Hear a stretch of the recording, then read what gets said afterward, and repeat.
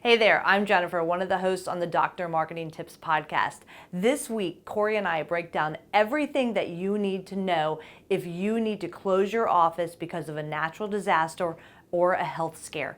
If there's an epidemic that hits us, you need to have a communication plan in place that involves notifying your patients, notifying your employees, and having a game plan for how you're going to get everything back up and running. So make sure you tune into this week's episode. Let us know if you have any questions. Dr. Marketing Tips, paging Dr. Marketing Tips. Dr. Marketing Tips, you're needed in the marketing department. Welcome to the Dr. Marketing Tips podcast, your prescription to the answers you seek to grow your medical practice easier, better, and faster. This show is all about connecting practice administrators and medical marketing professionals with peers working in practices, learning from experiences, making mistakes, and sharing successes. Let's get started. Hey there, welcome to the Dr. Marketing Tips podcast. I am Jennifer. I'm Corey. And today we are going to talk to you about emergency management and having a crisis kind of communication plan in place. And today we're recording this on March the 3rd. Woke up this morning to news that there are tornadoes that have ravaged the city of Nashville, Tennessee. Our hearts go out to the folks in Nashville. And then yesterday we got inundated with requests from physicians we work with to update their website with the latest CDC announcements on the coronavirus. And then Corey, you and I have dealt with these kind of crisis communication and crisis management plans over the years, whether it's a hurricane closure that seems to happen at least twice a year in the state of Florida, or even the Pulse nightclub shootings that were right down the road from us that really disrupted not just lives, but businesses and the practices that we work with, in particular, the offices that we're in. So let's go ahead and jump right into it from a standpoint of having a plan in place. What do practice managers out there need to be paying attention to? Yeah, unfortunately, we've had a little bit more experience in this than I think anyone would really like. Due to, like you said, some of the Pulse incidents. Our offices are just around the corner from there. Essentially, we're just a couple blocks away. So there's three things that you really need to plan for when a disaster or an emergency does sort of impact your area. Number one is going to be office closures. Number two is going to be employee absences. And number three is going to be obviously changing your clinic schedules depending on what's actually happening. So we're going to, in this podcast, go through what you need to do and a couple of quick things, kind of like in a list format. That if you just create a checklist, you can run down this and sort of implement this quick crisis management plan within just a few hours. Yeah, and I'm going to say like the number one thing, because everybody's going to be a little bit different, but I think the number one thing is that it's all going to revolve around really being intentional in the way that you communicate, whether it's with employees or with patients. And, it's always easier to do these things in advance than have to deal with them and to react on the fly. And so it's a good time before things potentially get crazy to kind of dust off whatever those communication plans are and make sure that, any new employees that haven't been through it in a while or maybe run a drill, understand what's expected and who's expected to step up to an occasion when crisis does hit. Yeah, absolutely. So I would say one of the first things that you want to do is update your protocols and your communications plans from an internal standpoint. So essentially establish a point of contact for your staff and use whatever internal communication methods you have. So email, bulletin board in the break room, intranet, word of mouth, smoke signals, whatever you can do internally to let people know that, John Smith is your go-to person, and that's the point person for any sort of internal communication. And you may also actually want to have that person be in charge of the external communication as well, because depending on what sort of disaster or crisis we're dealing with, there's a potential that media, vendors, partners, and patients are all going to be affected. Yeah, absolutely. I know that right now we have an infectious disease group and a travel medicine group that we work with, two separate practices, and they have an external communication person specifically to deal with the media inquiries that are coming in.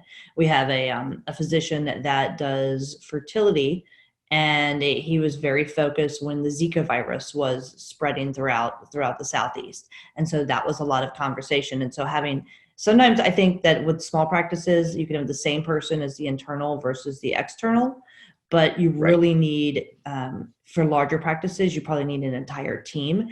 In fact, I would suggest putting together for larger practices, kind of for lack of a better word, like a disaster team or an emergency management team, kind of like the government protocols that take place. So you get somebody from each of your key departments, you get someone from a communication standpoint, your external communications person, your internal, your key department folks, and then depending on the level of the emergency that you're dealing with or the potential, you go ahead and activate the team. And it might be a daily meeting, a weekly meeting, it might even be a monthly meeting if it's something that's ongoing. It might even be an hourly meeting. Heck, in some cases of major like natural disasters and hurricanes and tornadoes and things, they'll do hourly meetings where you update the group, even if it's 5 minutes on the phone. You update the group of what's happening, what's the next step, and here's what everyone needs to be aware of, and then they go out and disseminate it to their respective teams.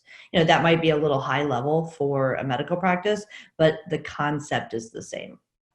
Yeah, I mean, I would say it's not really that high level because if you think about it, you want to have this plan in place before a disaster strikes. And a part of the plan is one, obviously knowing who's going to kind of run point, but then also how often you're going to communicate because, and then who to have in those meetings. Like you mentioned, you want some of the higher level managers and admin folks, but you want to make sure that the marketing team is also in there because they're going to be the ones that are sort of communicating this either to patients, partners, media. Someone has to get this message out. So they need to be in those hourly, weekly, whatever meetings, or at least be on the list. So when a crisis does occur, you don't forget to include them because of, the other things that you're running around trying to do and pardon the pun, but the fires that you're trying to put out.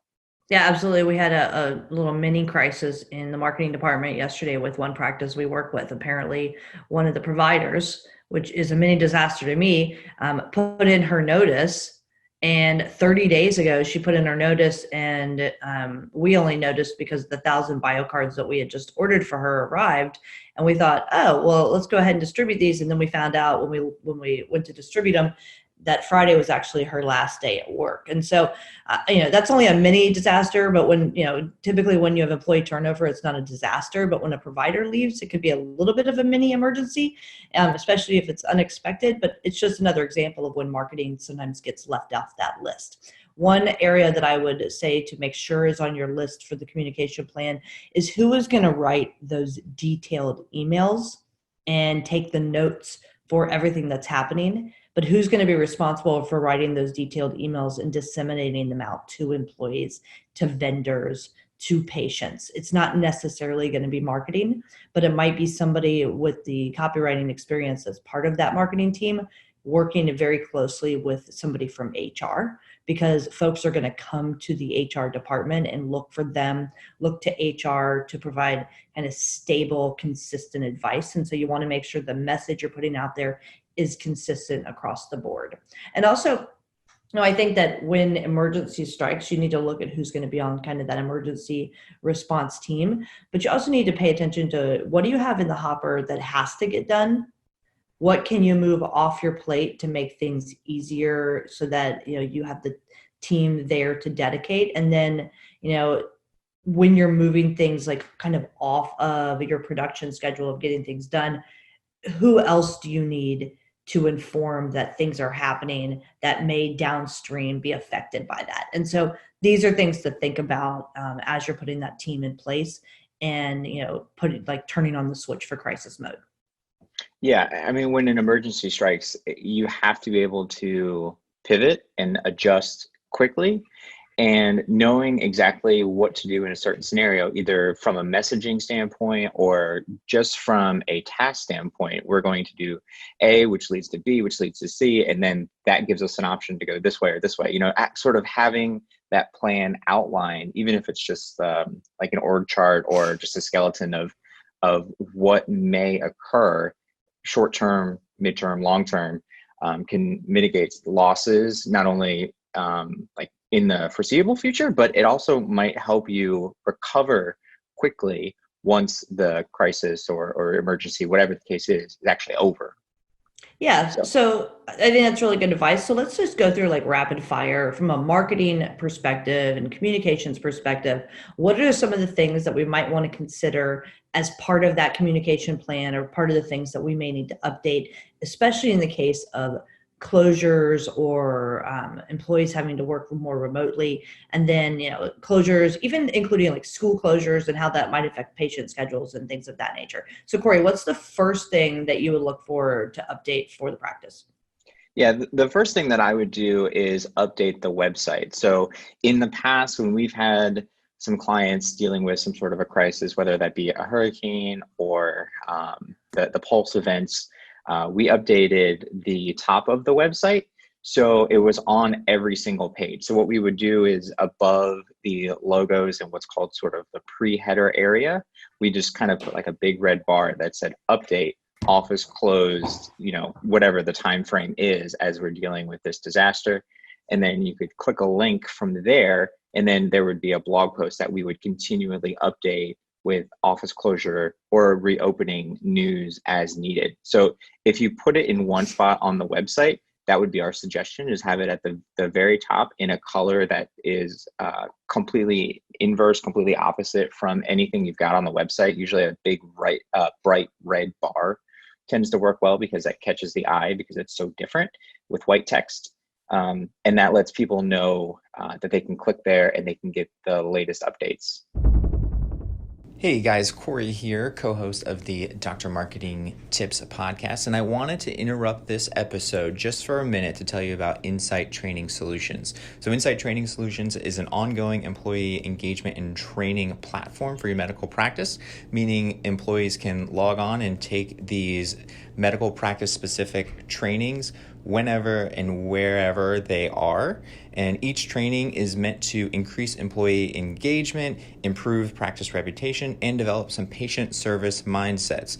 If we're being honest, something that we all know some of the employees may lack. Not calling anybody out by name, but one of the cool things about Insight Training Solutions is they're always developing new content, and they just released 10 steps to a phenomenal patient experience, where you'll learn how to create a phenomenal patient experience, strengthen job security, and discover customer service secrets for your entire team. So this course is in addition to the other ones they already have, which include communication across generations and how to understand today's multi-generational workforce, and how to develop overall patient experience. This is another course, the new approach to customer service.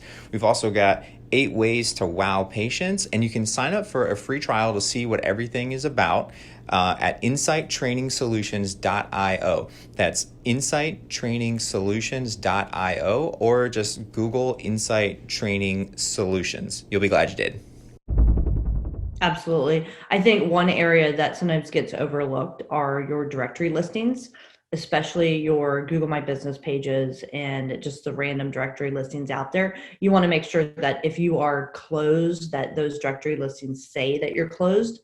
And you can also link directly back to your emergency plans or that page with the most updated information on your website. So if you're using a reputation management system, it should be relatively easy. You have whoever it is that manages that for you go into those directory databases and just update your information on the fly. And then when things are back to normal, they can go back in and change it really easy too.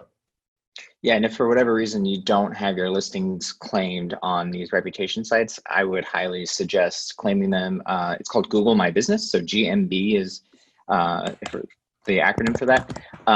But make sure that you've got your business claimed, and then once you have that, it's really easy, really simple to jump in there. You can change your hours, and you can even post messages, and the messages will expire you can set days. So I think the longest one is like 7 days, but you could set a message to expire in just a day or two, and then you can update your hours. And like Jen was saying, you can link then back to the resource page on your website. And so I would also say that you want to take advantage of your social media channels and your followers there. In the case of closures, obviously you want to be sensitive to what's going on in the community with your messaging, but you use and leverage your social media channels to really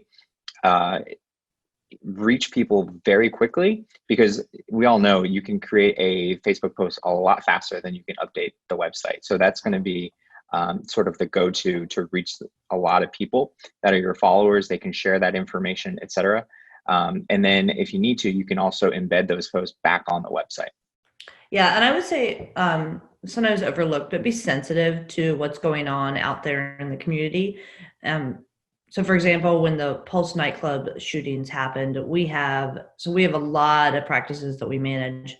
And in the Central Florida area, we turned off the social media. That was the fluffy stuff.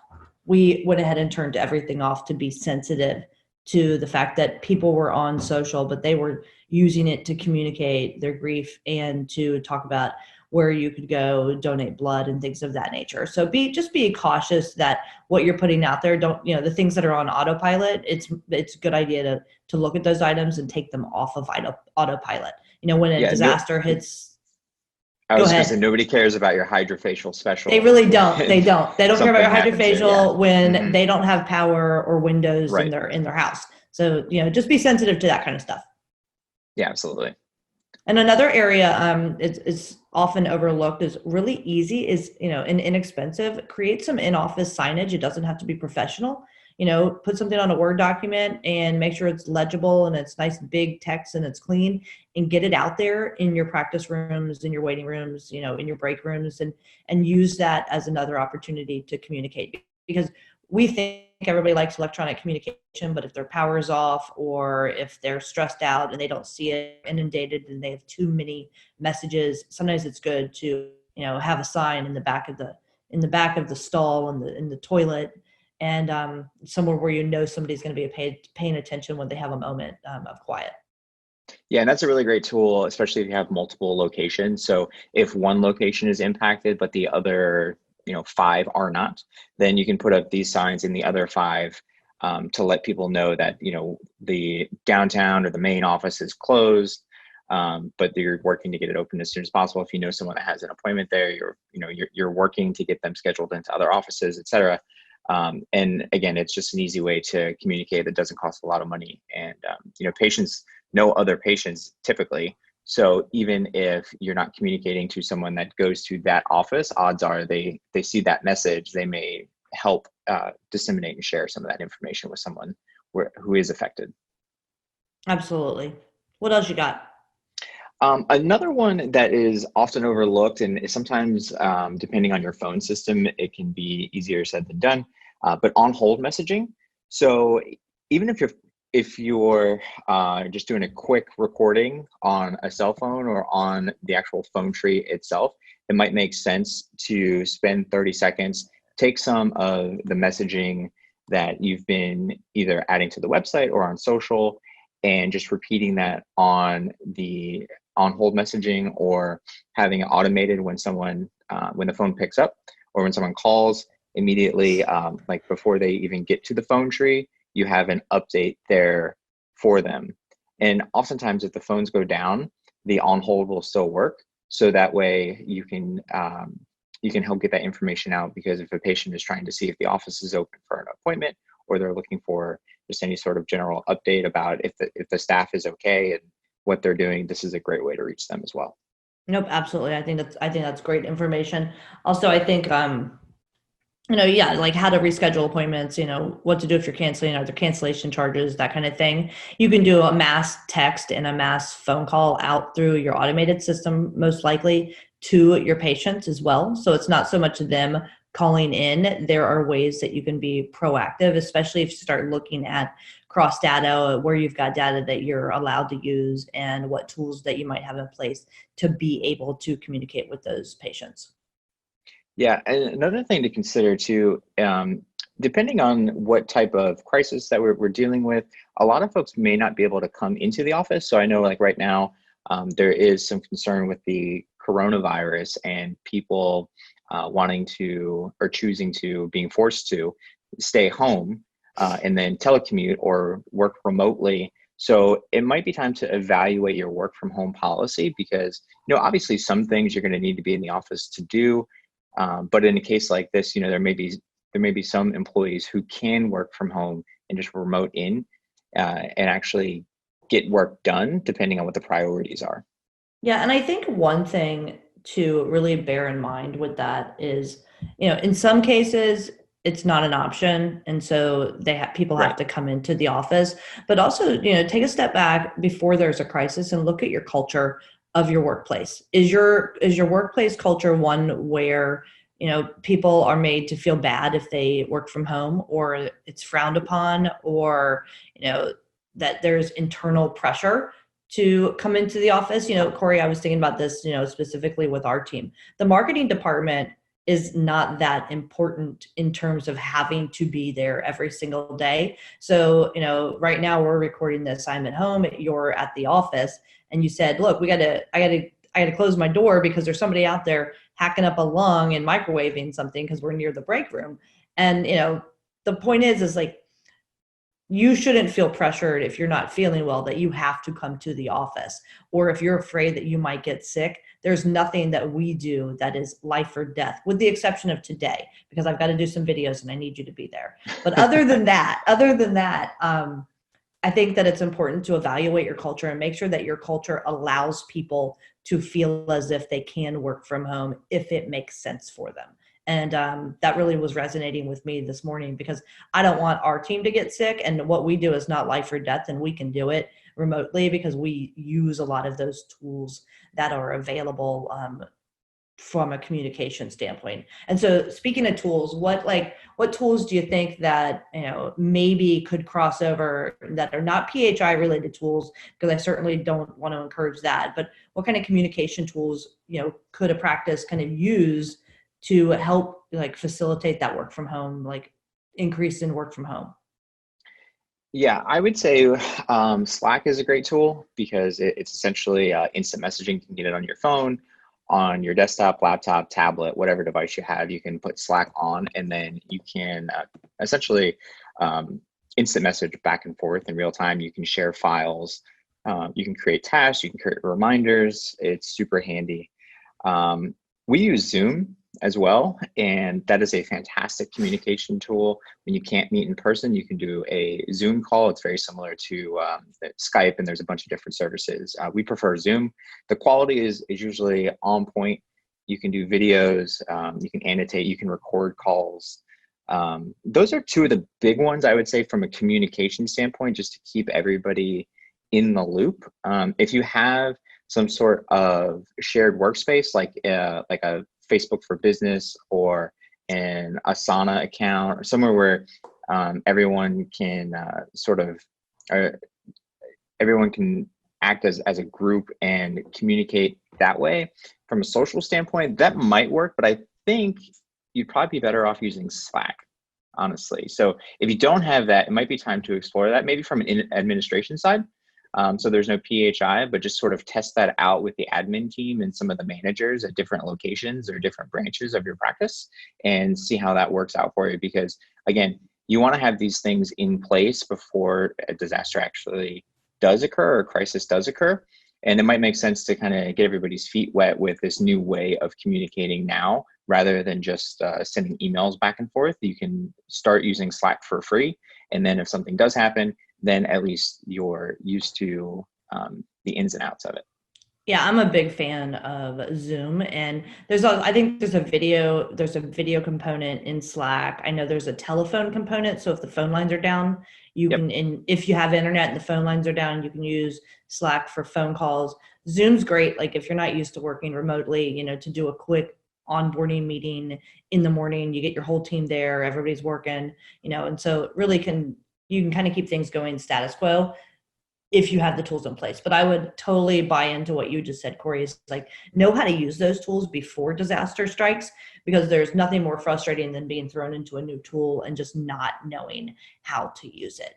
So before we wrap up, I don't want to say that, that there's opportunity in disasters, but the point is, one person's disaster or emergency very well could be another person's opportunity. And especially when things are across the country or taking place in towns or whatnot, there's not much that you can do to help somebody. So, there are always, silver linings in dark clouds. And so what might those silver linings be in the case of an emergency, and what might somebody start thinking about in terms of marketing for their practice? Well, I think one of the things that we talk about a lot is providing access to people and convenience. And in the case of a crisis or an emergency, access and convenience means being able to see a provider without going into the office. So telemedicine might be a potential solution here. Not saying that obviously that you want to roll out a telemedicine solution during a crisis of some sort. I mean, you might, but that's a whole nother headache, I think. But thinking about this, it may be an opportunity to sort of accelerate your telemedicine plans, and then having that in place so that way, if for some reason there is something where people can't get out of the house or they're quarantined or what have you, but they trip over, their little boy's Legos or something, and they twist an ankle, and you have a telemedicine solution.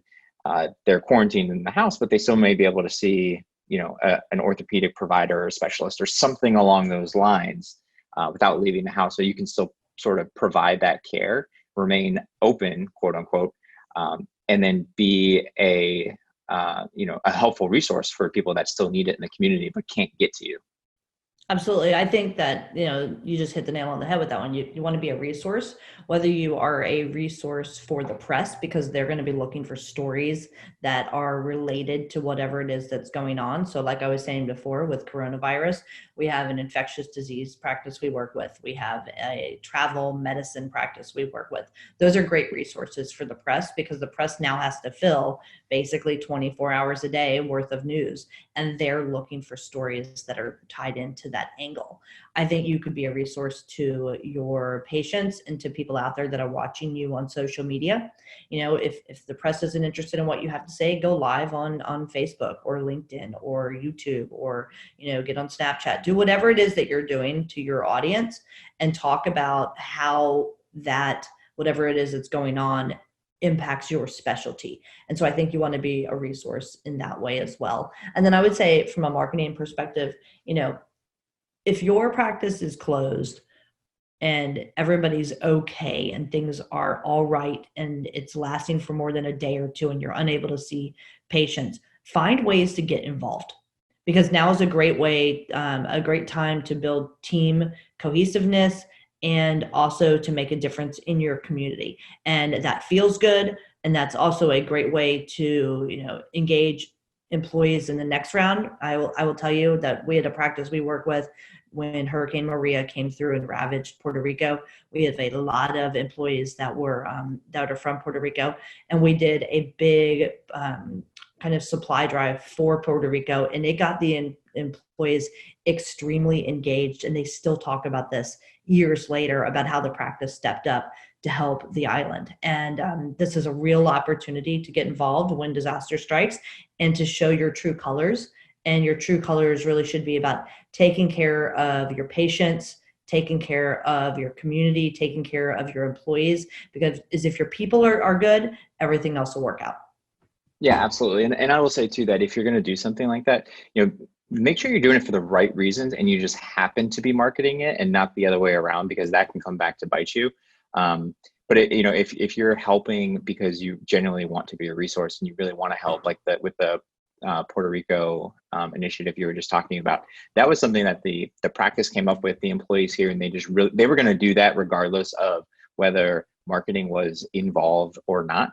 But because marketing was able to get involved, we were able to actually help get more resources from get more resources from inside the practice, outside the practice, and then get those to folks in need. But it wasn't why we started to do that. So it was just, an added benefit of being a helpful part of the community.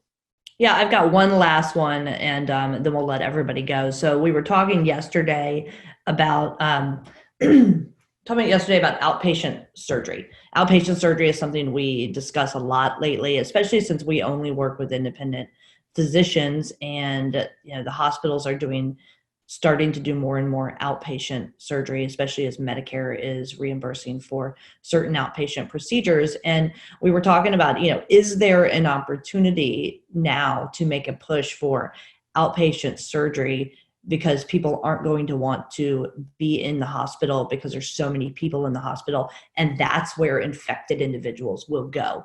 And so I'm not sure if that works from a marketing perspective, but it's one of those things to start thinking about, is what messaging could you tweak to, find that silver lining in the face of an emergency. Yeah, and one of the things that we've always done when we're talking about outpatient surgery, I'll use the example of like an outpatient orthopedic surgery. So there's always sort of a list, right, of the advantages. So you get a smaller scar and you go home the same day, which is in just a few hours. And then we always make sure to include on that list as well that there's a lower risk of infection because you're not in the hospital with all these other potential germs and diseases and what have you sort of floating around. You're in a outpatient orthopedic specific facility. So there is a lower risk of infection, and not saying that you want to start touting that at this point, but if that's sort of like the long-term messaging and you're doing a good job, then people may realize that already. So it could just sort of be a like long-term benefit. Yep, I think that's good stuff, and I have a feeling that a couple of our orthos are going to give me a call and want to talk through that last one just a little bit. So I think this is good for everybody, and with that, I'm Jennifer. I'm Corey. And we'll see you next time on the Dr. Marketing Tips podcast. Be safe out there. Thanks, guys.